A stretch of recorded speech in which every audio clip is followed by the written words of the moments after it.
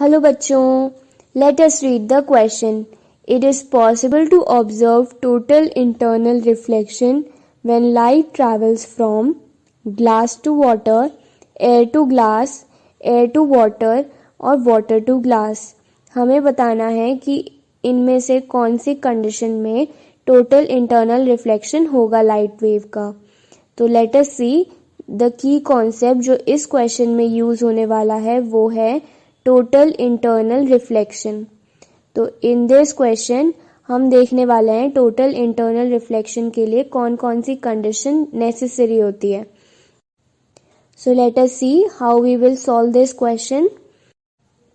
तो हम इस क्वेश्चन को एक डायग्राम के थ्रू समझते हैं. जैसे कि एक लाइट है, वो अप्रोच करती है दूसरे मीडियम को, but it reflects completely into that medium. तो हमारे पास ये एक नॉर्मल है और ये एंगल थीटा सी हमने कंसिडर कर लिया है. तो ये हमारे पास में है एक इंसिडेंट लाइट और ये हमारे पास में रिफ्लेक्टेड लाइट. और हमारे पास में है दो मीडियम, एक को हमने M1 कंसिडर किया है और दूसरे को हम M2 कंसिडर कर रहे हैं.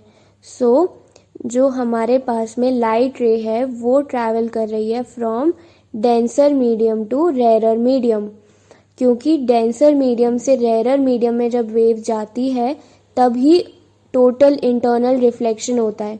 And this is one of the required condition for total internal reflection. और दूसरी कंडीशन होती है कि angle of incidence must be greater than critical angle.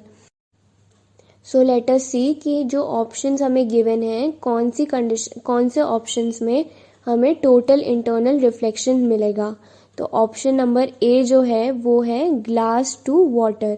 जब ग्लास से वाटर की तरफ हमारी लाइट वेव ट्रैवल कर रही है. सो जो हमारा ग्लास है, ग्लास मीडियम है, वो डेंसर मीडियम है एज कंपेयर टू वाटर.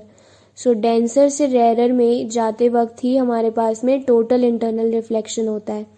तो ऑप्शन ए तो है हमारे पास में करेक्ट ऑप्शन.